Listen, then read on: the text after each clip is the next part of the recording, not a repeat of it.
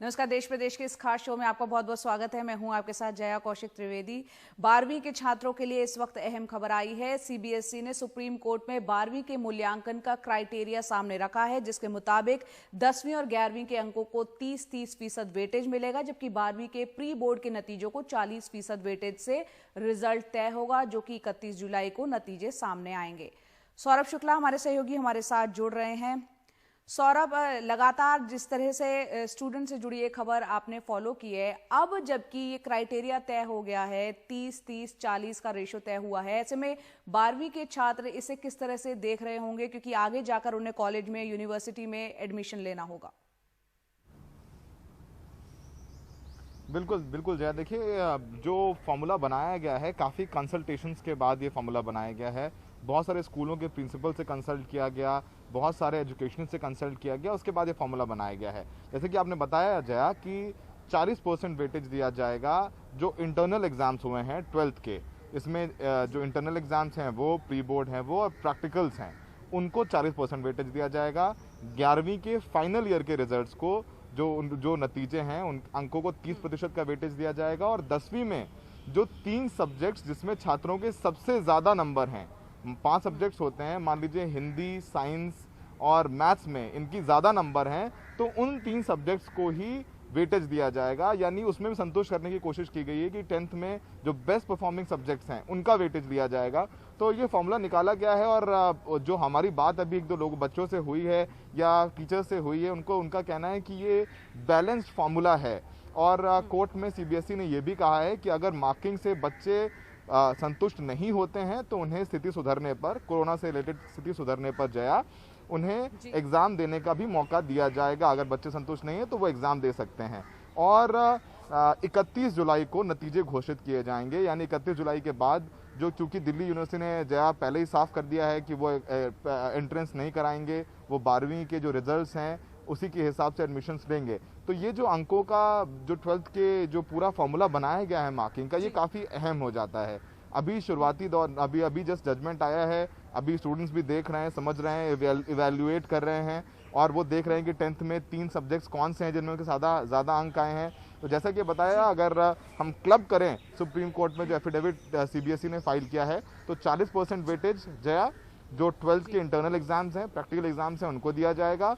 30% weightage दिया जाएगा जो 11th का फाइनल रिजल्ट्स हैं उसको, और 30% वेटेज दिया जाएगा 10th में 3 विषयों के अंकों को, जिसमें स्टूडेंट ने सबसे ज़्यादा स्कोर किया है, उसको वेटेज दिया जाएगा। तो ऐसा लगता है जया कि थोड़ा बैलेंस ज़रूर है। और अब देखना होगा स्टूडेंट्स क्या कहते हैं। जिन 2 स्टूडेंट से हमारी बात हुई है, थोड़े संतुष्ट नजर आ रहे हैं।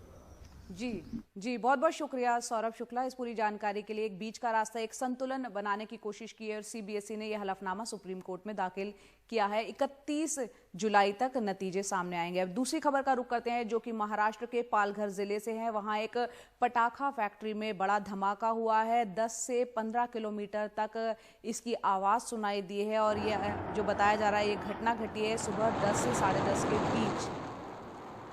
और ये वो तस्वीरें आप देख रहे हैं जो पटाखा फैक्ट्री में विस्फोट हुआ है, किस तरह से धुएं का गुबार और आग यहाँ पर नज़र आ रही है। इसकी डिटेल्स धीरे धीरे सामने आएगी। और यहाँ पर जो ब्लास्ट हुआ उसके बाद आग लग गई।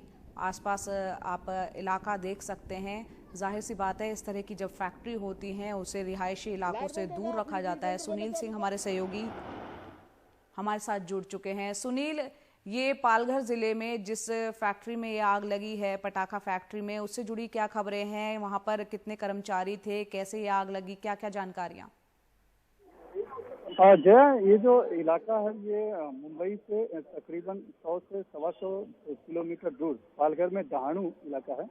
डहाणू में साउते करके एक जगह है जहाँ पर कि ये बस्ती फैक्ट्री बताई जाती है कि जहाँ पर पटाखे बनाने के काम चल रहे थे। उसी फैक्ट्री में तकरीबन 10 से 10:30 बजे के करीब बड़ा एक धमाका हुआ। और धमाका इतना बड़ा था कि कई किलोमीटर दूर जो लोग थे उन्हें न सिर्फ आवाज सुनाई दी, बल्कि लपटें भी दिखाई पड़ी हैं और धुआं का गुबार बहुत दिखाई दिया है। पुलिस से इस संदर्भ में बात करने की कोशिश हुई है, लेकिन बहुत ज्यादा अभी तक जानकारी उपलब्ध नहीं हो पाई है। सिर्फ यही पता चलता है कि वो पटाखा फैक्ट्री थी जिसमें आग लगी है। इसमें सुतली बम होता है, जो कि दिवाली वगैरह में पटाखे फोड़े जाते हैं, वो सुतली बम बनाने का काम चलता है। लेकिन क्या कितने लोग उसमें जख्मी हुए हैं, कितने लोगों को हताहत हुए हैं, इस बात की अभी तक कोई जानकारी नहीं मिल पाई, क्योंकि पुलिस भी अभी तक मौके पे पहुंच नहीं पाई है। कोशिश है कि वहां पहुंचकर आग पर काबू पाया जाए और बाकी जो लोग हैं उसके बाद फिर विस्तृत जानकारी मिल सकती है। जी, बहुत बहुत शुक्रिया सुनील इस पूरी जानकारी के लिए आपका। और अब बात करते हैं कोरोना जांच में हुए फर्जीवाड़े की। हरिद्वार कुंभ के दौरान कोरोना जांच में फर्जीवाड़े की एसआईटी जांच के आदेश दिए गए हैं और इसके साथ ही देर रात मैक्स कॉर्पोरेट सर्विसेज के खिलाफ आपराधिक मुकदमा दर्ज कर लिया गया है। इसके अधीन काम कर रही हिसार की नलवा लैब और दिल्ली लालचंदानी लैब को भी मुकदमे की जांच के दायरे में शामिल किया गया है। हरिद्वार के जिलाधिकारी सी रविशंकर ने इसकी पुष्टि की है। उन्होंने कहा कि जांच के बाद दोषी पाए जाने वाली अन्य एजेंसियों के खिलाफ भी मुकदमा दर्ज किया जाएगा। दरअसल प्रदेश सरकार ने कुंभ के दौरान कोरोना संक्रमण की दूसरी लहर में तेजी से बढ़ रहे मामलों को देखते हुए सभी श्रद्धालुओं के लिए आरटी-पीसीआर की नेगेटिव रिपोर्ट लेकर आना अनिवार्य किया था। इसके लिए 9 लैब को अधिकृत किया गया था। इसमें मैक्स कॉर्पोरेट सर्विसेज ने हिसार की नलवा और दिल्ली के लालचंदानी लैब के जरिए ये काम किया। इस पूरे मामले में फर्जीवाड़े की बात तब सामने आई जब पंजाब के फरीदकोट के एक व्यक्ति के मोबाइल पर बिना जांच करवाए, उन्होंने कोरोना टेस्ट करवाया भी नहीं था, बिना जांच करवाए जांच संबंधी मैसेज उनके पास आ गया।